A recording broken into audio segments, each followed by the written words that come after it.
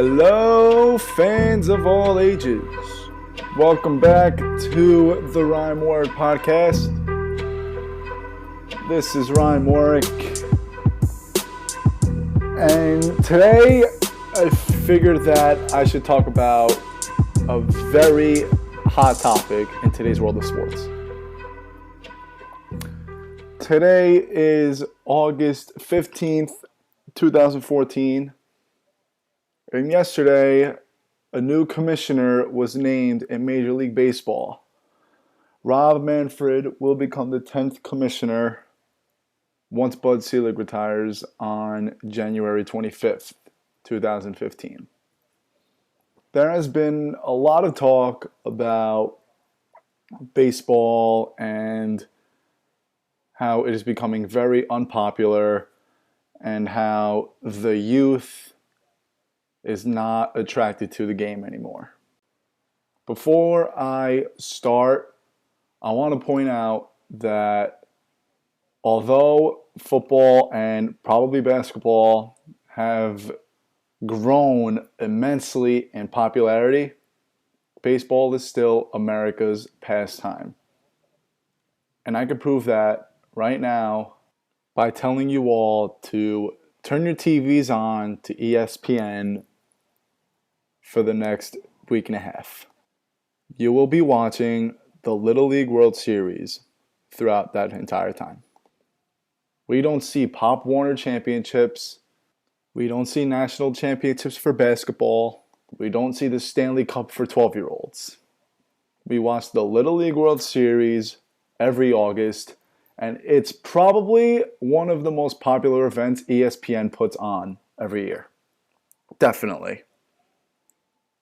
Everyone tunes into the Little League World Series. And in the blink of an eye, there are people who participate in the Little League World Series that are household names, a.k.a. Monet Davis. She's a household name, and she's been in the spotlight for a week. Baseball is definitely decreasing in popularity. There's no question about it. But to say that it's not popular is not true at all. And does baseball need help? Yes, definitely. But is there an answer? I'm not really sure if there's an answer. But the one thing, the biggest complaint about baseball is that the game is too slow. There is no question that the pace of the game needs to be faster. The time has to stop being called every at-bat by the batter so they can fix their batting gloves, so the catchers can talk to the pitchers for 45 seconds about whether to throw a fastball or a curveball. But here's the thing about the pace of baseball. Basketball, you have a shot clock. Football, you have a play clock. Those sports have time limits. Baseball, you get 3 outs. 3 outs an inning for 9 innings. It's not like it's who can score the most amount of runs in 2 hours. That's the difference between baseball and every sport.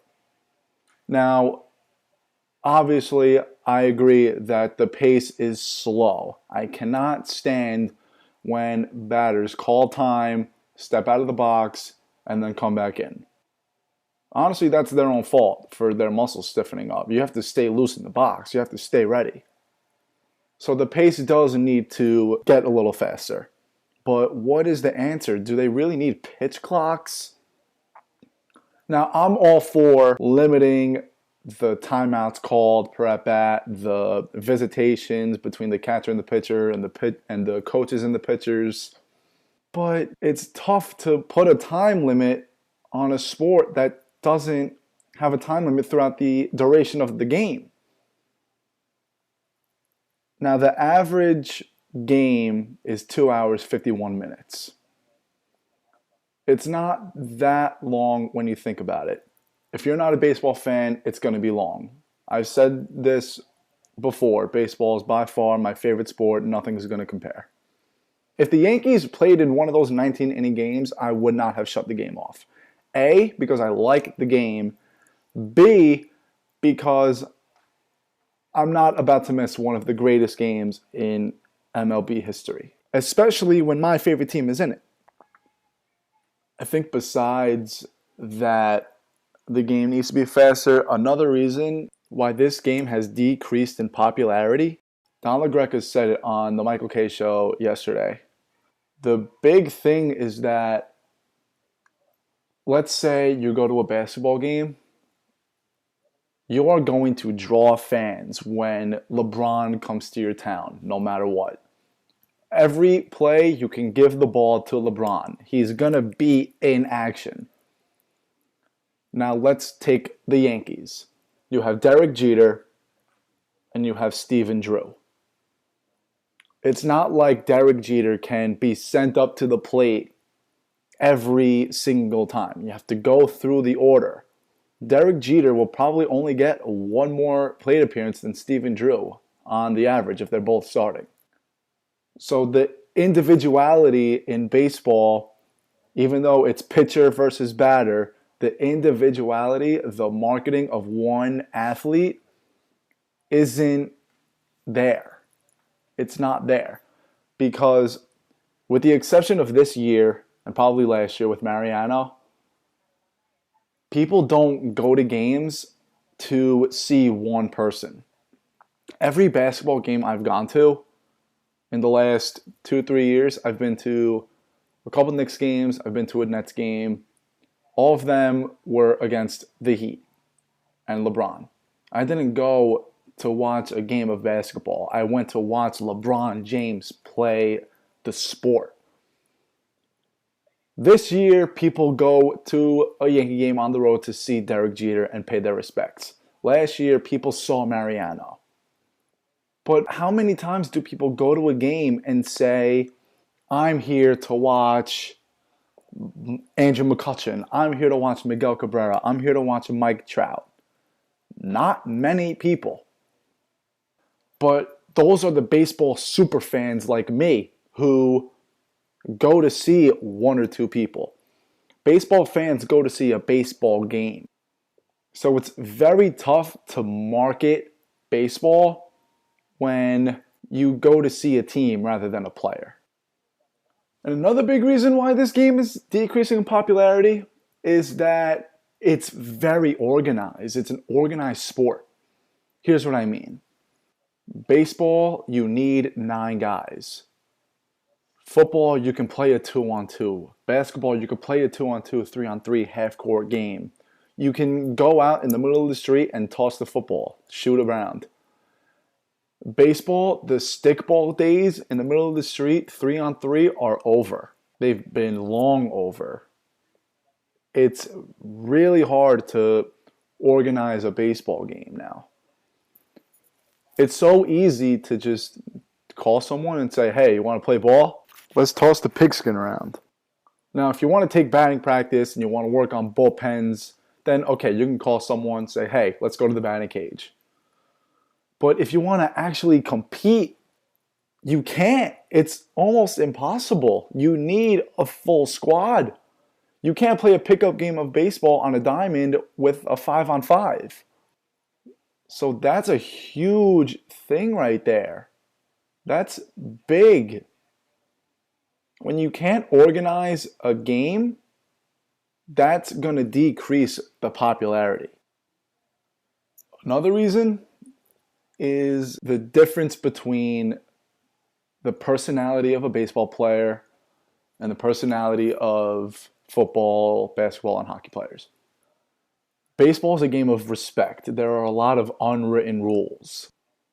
Football, basketball, not a lot of unwritten rules. You make the catch, you tackle legally, and then you go from there.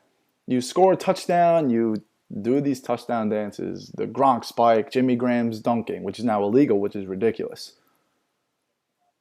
Baseball, there aren't many athletes who show a lot of personality. And the thing is, me personally, I don't know about you guys, but I'm going to take Fernando Rodney for example. He shoots his bow and arrow into the sky. It's so stupid. It's so annoying.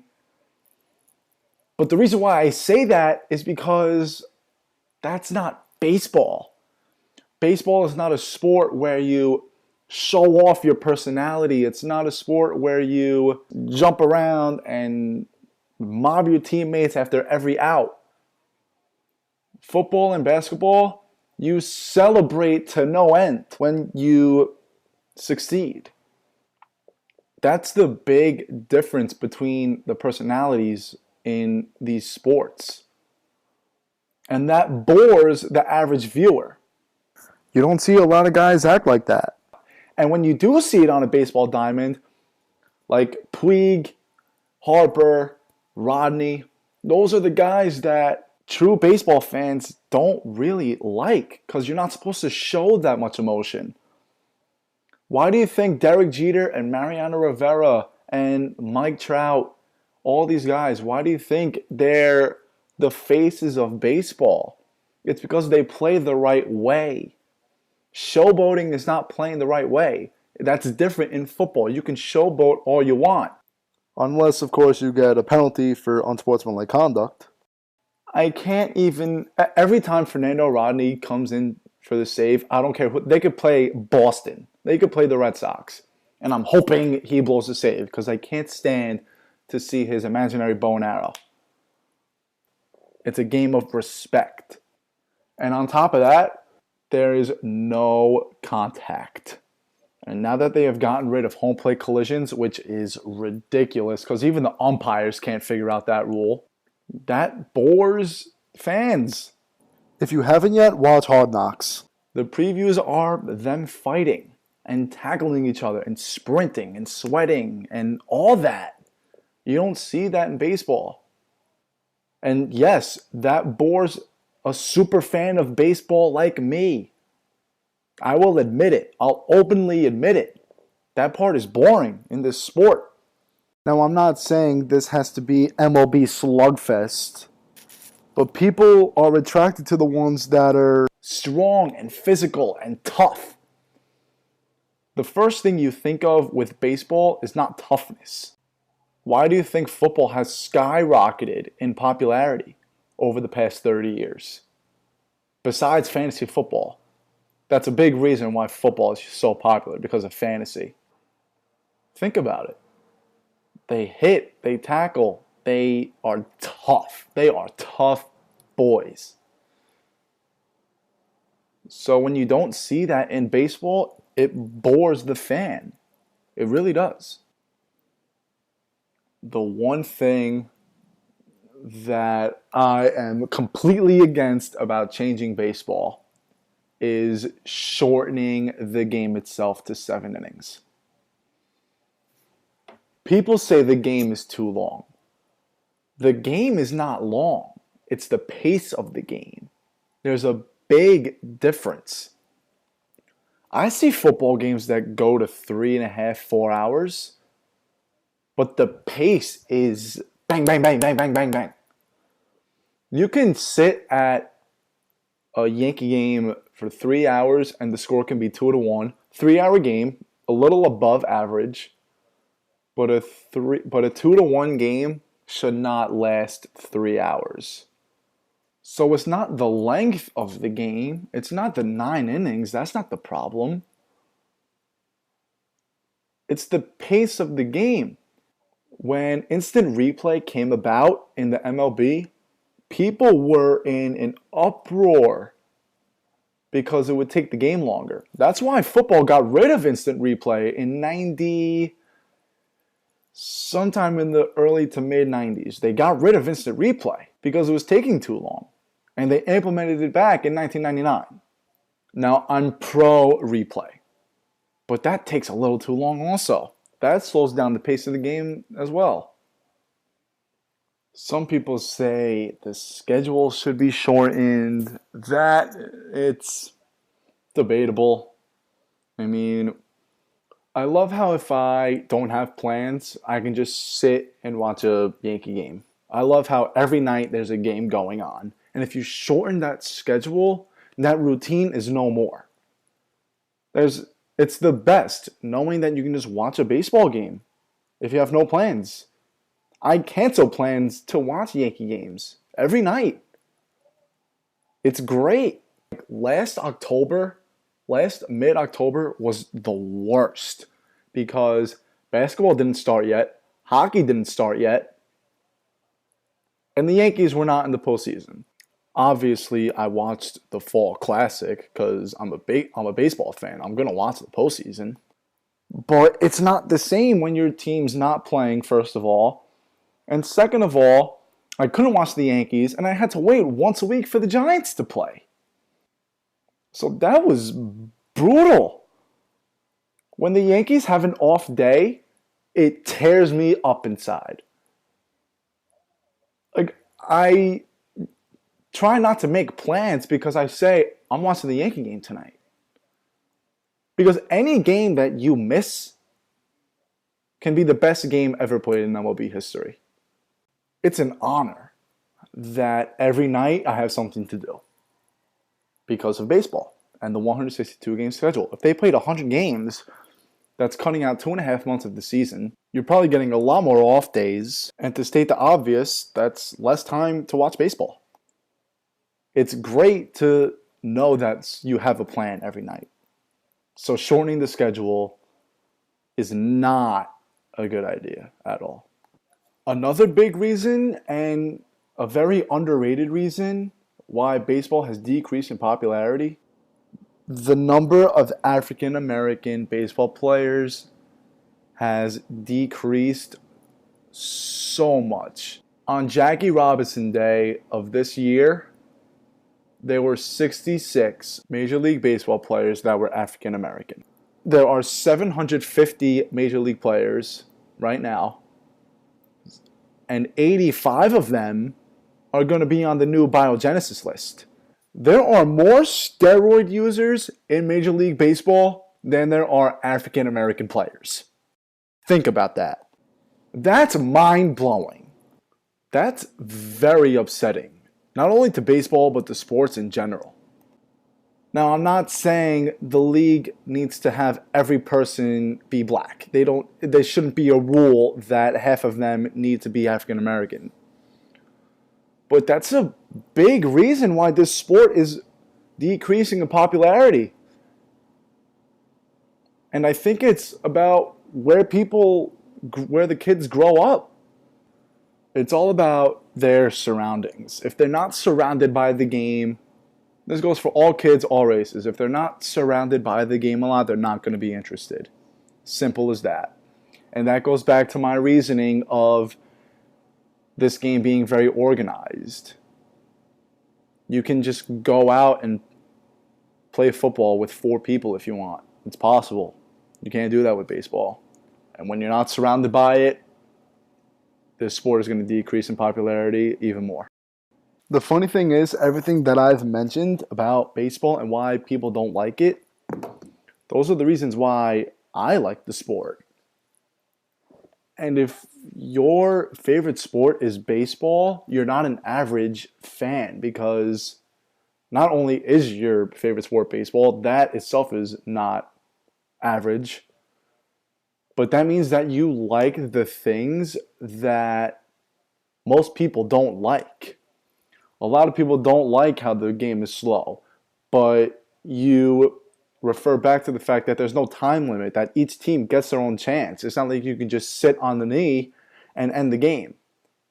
And some people hate the fact that they don't show a lot of emotion, but when you're a big fan of a game that's full of respect, that's what you are used to. That's what you adapt to. That's what you like.